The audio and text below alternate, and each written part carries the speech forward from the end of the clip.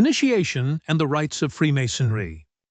We must never lose sight of the high destiny of our fraternity, lest we cut ourselves off from the very roots of our lifeblood. And our roots are dug deep in the mystery schools of antiquity, whose purpose was to initiate candidates.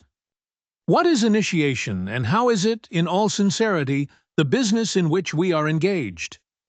What do we mean by initiation? The word comes from the Latin initium, meaning a new beginning. The Greek word used is telein, which means to accomplish, or to make perfect. There are many senses for which we may use the term. We sometimes say such things as, "I am being initiated into the intricacies of the tax code."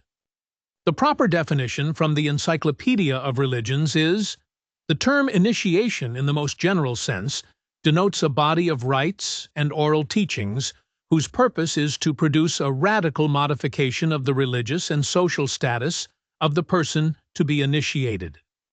In philosophical terms, initiation is equivalent to an ontological mutation of the existential condition. The novice emerges from his ordeal a totally different being. He has become another. Religious scholars have basically discerned three basic categories of initiation. The first being such social rituals as puberty rites, which mark the transition of childhood to adulthood.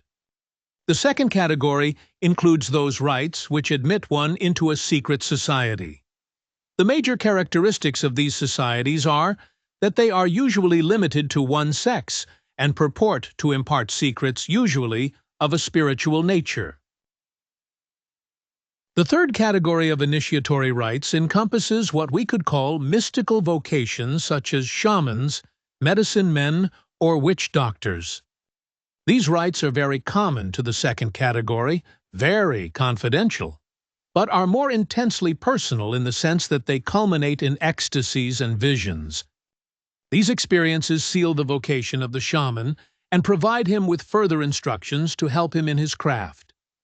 Although these categories are helpful, they are only convenient. For example, the mystery schools could be said to bridge the latter two categories in some ways. Many of them were definitely secret fraternities, but their rites were reported to impart such profound spiritual insights that sometimes the initiates would be impelled into visionary and sometimes unitive mystical states, and come away shaken and awestruck. The most common reports included first-hand knowledge of the reality of the spirit and the certitude of the immortality of the soul, which are, of course, the two distinguishing marks of our fraternity. I have found it helpful in dealing with the subject of initiation to look at it in two ways. First, the phenomenon of initiation itself, and second, the rites and practices that cause, or at least encourage, its internal action.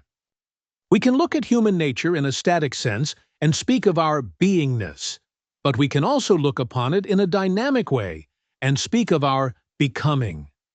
Being and becoming. An observation of nature shows us the many growth patterns at work. Sometimes we see very marked changes from one stage to another. For example, the worm's transformation into the butterfly, or the snake's shedding its old skin periodically. The powers of transformation displayed within nature are present all around us. It is the contention of initiatory schools that there is a similar power within human nature, but it concerns the higher faculties rather than the body. The intent of initiatory rites and symbols is to somehow stimulate or activate these energies. One changes from one nature and achieves another higher nature. Or using traditional language, this change is equivalent to dying to the old and being reborn. Death, therefore, is the metaphorical door, and thus many of the initiatory myths concern themselves with a death scenario. In the mystery tradition of the Western world, we have indeed found this type of mythology prevalent. The beginning degrees prepare one for the later ones, which usually add on, fill in, or enhance what came before. It seems that, generally, we can distinguish three main stages. There is a rite of induction, a rite or rites of incorporation and instruction, and a rite where the central mystery of the mystery school is communicated. I am indebted to the Outer Order papers of the Order Aurum Solis for this aspect of the discussion. See Denning and Phillips, The Magical Philosophy Series, Volume 1, pp. 95, 114. The entered apprentice degree of Freemasonry is obviously a rite of induction. It is the rite where the candidate is first exposed and admitted to the fraternity.